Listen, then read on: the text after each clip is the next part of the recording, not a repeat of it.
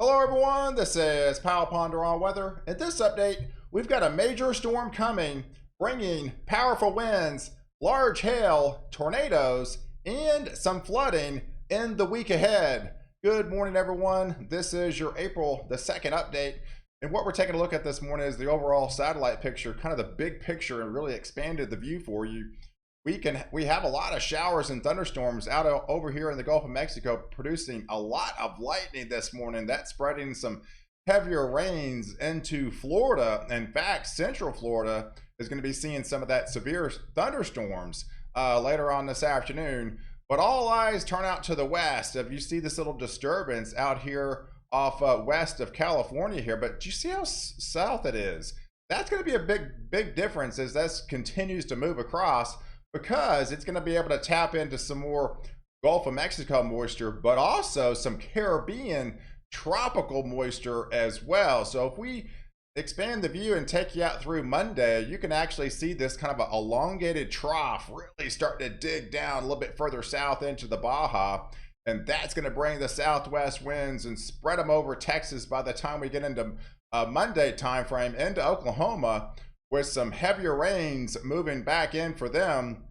And that's going to bring another severe threat, unfortunately, as we get deeper into the afternoon, into the evening hours, over portions of Texas and Oklahoma, eventually getting into Arkansas and Louisiana. But if we could continue and expand until Tuesday afternoon, that really digs even further south. Now we're talking, it's into the Gulf of Mexico. The further it's able to dig, the more tropical moisture it's able to bring. And so yes, by the time we get into that Tuesday, especially into Wednesday, it's going to be actually tapping into some of that Caribbean tropical moisture. That's some deep tropical air. That's the setup that we could be looking at, some flooding rains on top of the severe weather that's going to be taking place over portions of the southeast. So if we expand the view and kind of highlight some of the severe weather zones throughout the week, you can definitely see by Monday, as that low-level jet really starts to get cranking over portions of Texas and Oklahoma, we've got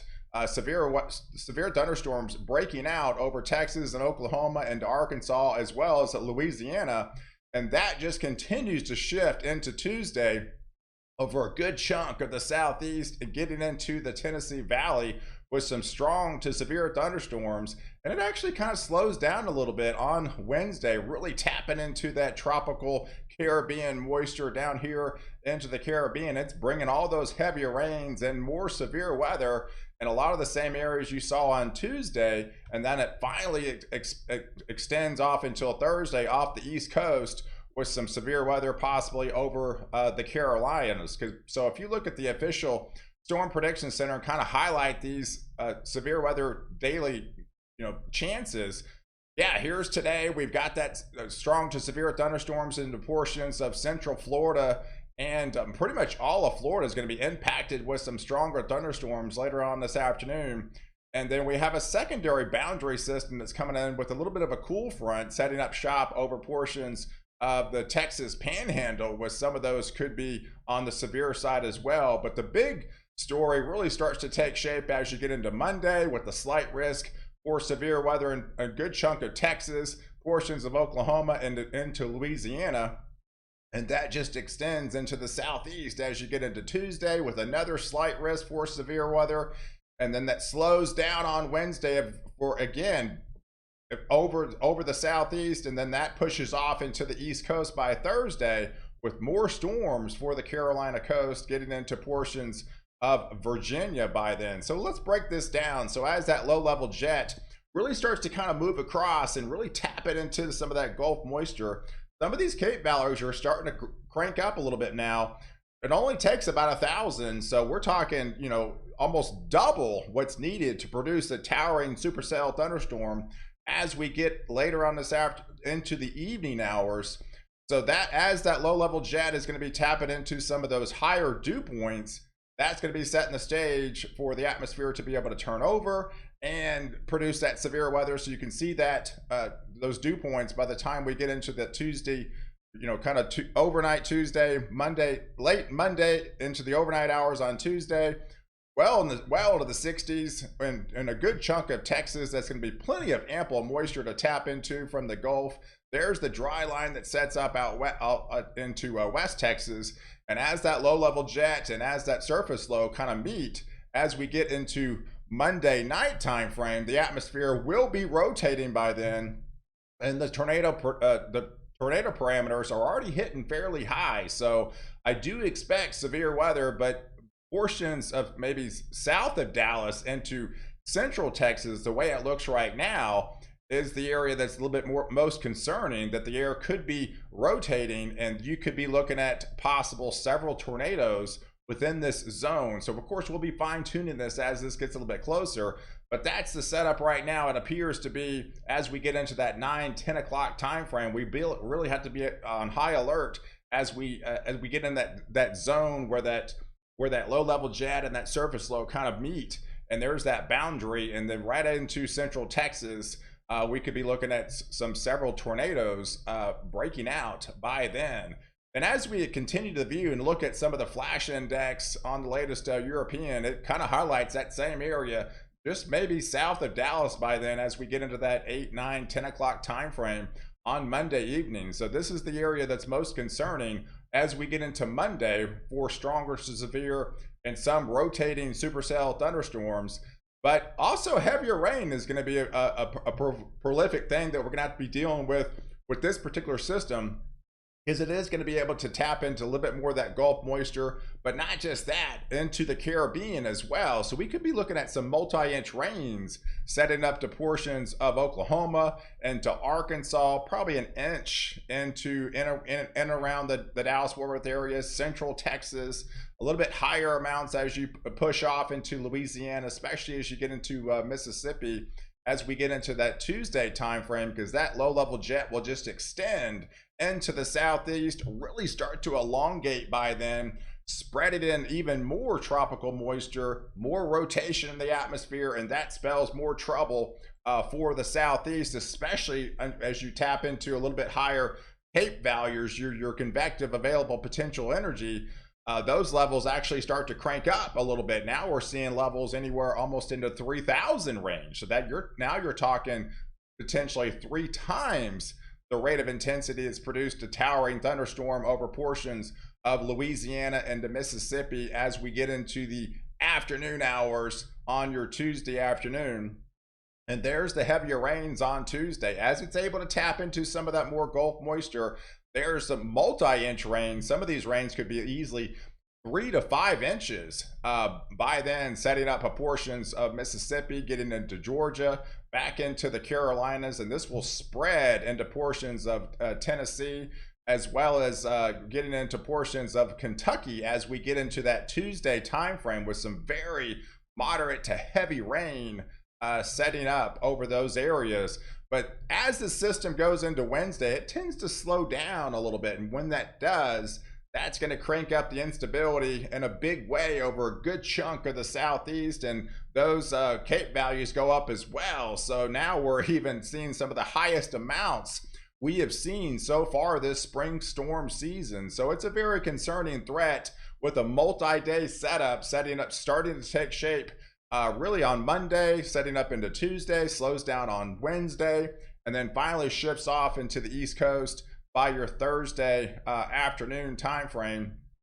But you can see the dew points as you get into Wednesday. Those now we're talking in the 70s, if not the low 70s by then. So that's plenty of ample moisture to tap into, wringing out that atmosphere with those very heavy rains, and to be able to juice those supercell thunderstorms with those prolific updrafts that are going to be in those areas to produce those towering thunderstorms. And unfortunately, some of those could be tornadic supercells as well. But this will continue to shift off. So here's the Wednesday threat for that heavier rains. Will continue to shift a little bit further north over the southeast, getting into more of the Ohio Valley, but definitely some moderate, if not heavier rains and through your Wednesday time frame. But as this continues into Thursday, this pushes off into the East Coast. Now it's setting up over portions of South Carolina, getting into North Carolina, as well as Virginia, as that low pressure will continue to shift off. But it's April, guys, and we got some actually pretty colder air for April standards coming down from Canada. This is a powerful low pressure system over about 997 millibars here that's over portions of, of the upper Midwest as well as the Ohio Valley, really dragging down some of that colder air. That's a 1038 high pressure, 1034 high pressure. That's an indication of some cooler, if not chilly, air mass for April standards will continue to press. And as it does, it's going to be able to press a little bit further south. So those areas that produced all those heavier rains into your severe weather as throughout the week, but so by the time you get into Friday, it's a much colder air mass that's setting up over a good chunk of the upper Midwest, and that'll actually filter into portions of the Southeast. In fact, you can take a look at some of those temperature anomalies by the time we get into Friday afternoon, April the 8th area. There's that ridge of high pressure really starting to dominate and build back in off the West Coast with those well above average temperatures, 20 to 25 degrees above average. It's completely the opposite where those colder air temperatures continue to penetrate further into the Ohio Valley as well as the Southeast, anywhere in the afternoon hours of those 10, 15, upwards to 20 degrees below average for your Friday afternoon. So that's not going to feel anything like spring.